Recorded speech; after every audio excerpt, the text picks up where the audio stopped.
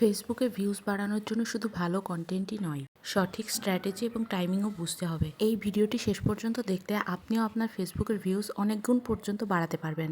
দর্শকরা প্রথম 3 সেকেন্ডেই ঠিক করে নেয় যে সে ভিডিও দেখবে কি না। তাই ভিডিওর শুরুতেই প্রশ্ন করুন, শকিং তথ্য দিন বা গুরুত্বপূর্ণ কোনো বিষয় বলুন, যাতে করে ভিডিওটা দেখার জন্য কৌতূহল তৈরি হয়। ট্রেন্ডিং টপিক নিয়ে ভিডিও বানান। যে টপিকগুলো বর্তমানে ভাইরাল হচ্ছে বা মানুষ খুঁজছে, সেই টপিকগুলো নিয়ে ভিডিও বানান। ট্রেন্ডিং সাউন্ড ইফেক্ট বা হ্যাশট্যাগুলো ব্যবহার করুন। নিয়মিত এবং ধারাবাহিকভাবে পোস্টগুলো করুন। নিয়মিত ভিডিও বানালে ফেসবুক নিজে থেকে আপনার ভিডিওগুলো সাজেশনে দেবে। ভিডিওতে ভিডিও রিলেটেড আকর্ষণীয় ক্যাপশন ব্যবহার করুন এবং হ্যাশট্যাগ ব্যবহার করুন। ক্যাপশনে কিওয়ার্ড ব্যবহার করুন যেগুলো সার্চে আসে। ভিডিওর ফরম্যাট ছোট এবং আকর্ষণীয় রাখুন। আপনার ভিডিওর মাঝখানে নিজের ফলোয়ারদেরকেও ইনভলভ করুন। ভিডিওর ভিতরে প্রশ্ন রাখুন এবং অডিয়েন্সদের মতামত জানতে চান। আপনার ভিডিওগুলো বিভিন্ন ফেসবুক গ্রুপ এবং পেজে শেয়ার করুন। এক্ষেত্রে অটো অ্যাপ্রুভ গ্রুপগুলো বেশি কার্যকরী। এমন অনেক ফেসবুক গ্রুপ রয়েছে যেগুলোতে পোস্টগুলো অটো অ্যাপ্রুভ হয়ে যায়, সেগুলোতে আপনার ভিডিওগুলো বেশি বেশি শেয়ার করুন। প্রতিটা ভিডিওর থাম্বনেইল আকর্ষণীয়ভাবে তৈরি করুন। থাম্বনেইলে ইনফরমেশন দিন। থাম্বনেইলটি এমনভাবে তৈরি করুন যাতে অডিয়েন্স দেখেই বুঝতে পারে আপনার ভিডিওর ভিতরে কী কী ইনফরমেশন রয়েছে বা আপনি ভিডিওতে কী বিষয়ে বলতে চলেছেন। ফেসবুক ইনসাইট চেক করুন।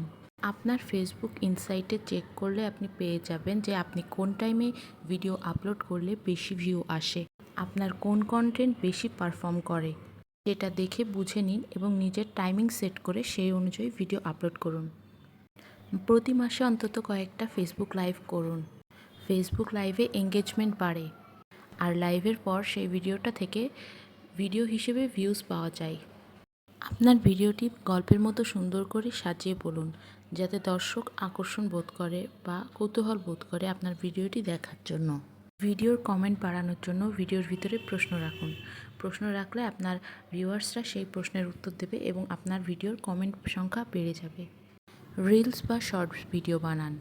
রিলস বা শর্ট ভিডিওগুলো মানুষের কাছে বেশি বেশি পৌঁছায়, কারণ এগুলো ছোট পরিসর ভিডিও হয়। তাই এই ভিডিওগুলো ভিউজ বাড়ানোর জন্য অনেক বেশি গুরুত্বপূর্ণ। অবশ্যই আপনাকে ভিউ টাইমটা মাথায় রেখে পোস্ট দিতে হবে। কোন টাইমে আপনার অডিয়েন্সরা বেশি অ্যাক্টিভ, সেই টাইম অনুযায়ী আপনাদেরকে পোস্টগুলো করতে হবে।